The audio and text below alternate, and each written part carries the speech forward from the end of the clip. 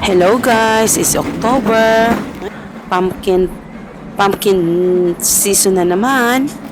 At ito papunta kami sa pumpkin patch. Ito ay malapit lang it's really the infield. Malapit lang mga 25 minutes away from my home. Saka napakaganda dito is malaki yung parking area nila ha. Pagdating namin dito ay medyo mapila kasi hapon na kaming dumating, mga 3 p.m.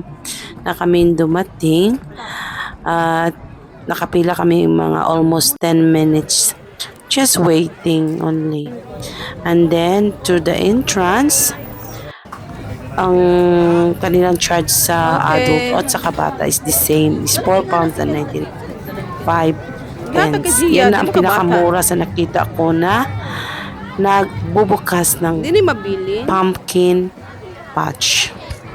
Ito na sa loob, makikita mo yung marami ng pumpkin, marami din taong pumunta noon kasi Sunday ito nang pumunta kami. Dito sa kanila is mayroon ng kainan, hindi kayo magugutom. At saka, ang na-amaze ko lang is maganda yung pagka-decorate talaga nila. Kaysa last year nang pumunta kami is the farm. Napaka lapok, you know what you expect in the farm, medyo maputik talaga. At least ito, hindi naman to siya maputik kasi malayo to siya sa farm at nilagyan nila ng maraming mga grass from the farm. Ito at may mga variety silang mga kalabasa o pumpkin. At ito, hindi ko alam kung anong pangalan nitong pumpkin na to. Mga variety nga to. I don't know kung pwede ba to siyang lutuin. It's usually ang pumpkin kasi maganda siya sa cake at saka sa soup. Masarap to siya, totoo lang. And then, yan na, makikita mo different kinds of pumpkin. Ngayon lang ako nakakita talaga ng pumpkin na puti. Kaya I was so amazed.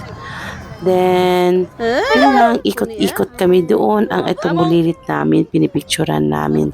First time niyang magsasama sa pumpkin gala namin ng nanay niya.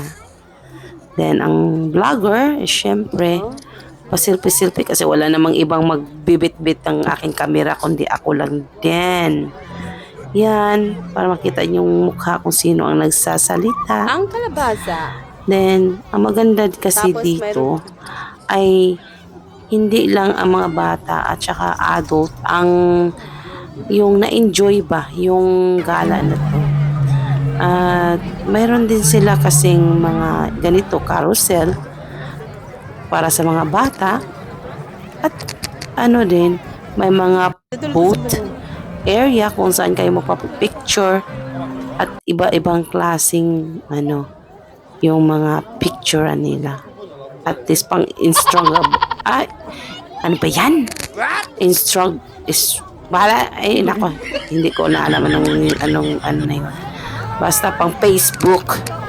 Yun na, at saka may parang bahay house, pumpkin house. Maganda. Alam mo kung maganda siya sa picture, mas maganda talaga siya sa personal. Super. Ang yung 4 pounds and 95 pence ay napakasulit sa galang ito.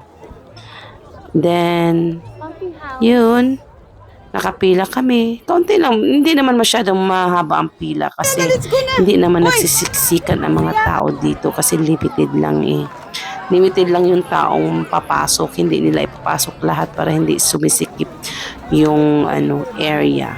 Kasi I think itong area na to is around siguro nasa 4 hectares lang siguro to kalaki. 4 hectares, mga ganun. Tapos yun na, mayroon sila mga display ng mga bulaklak na may kasamang mga pumpkin. Syempre, picture-picture. Tapos, may mga boat sila dito ng mga pagkain at hindi ka talaga magugutom. Yan, dito yung ang pangalan sa Crew Hill. At saka mayroon silang upuan sa mga kakain sa after gala-gala sa loob. May mga tinda sila, mga sweets before you go. At yan ang mga price niya kung bibili kayo ng pumpkin. At dyan ay natapos kami, mga 2 hours kami nag-spend sa buong area. At yun lang. At saka mga previous sila sa mga bata na binibigay. O, diba, bongga. At wala ka talagang kalugi-lugi niyan. Kasi sa previous pa lang ang dami. Makikita mo kung anong pinagbibigay nila. Ito, hindi ko alam kung ano to. Stickers. Mga stickers. The glow pendant. Yun lang ang binibigay nila. At Wristwatch. ako nag-i-enjoy pati mga bata. At hanggang dito na lang sa video ko. Sana magustuhan nyo. Paki-share, like na lang ng aking video. And subscribe my channel. Wax wire. Thank you for your support. Hanggang sa next vlog. Bye-bye. See?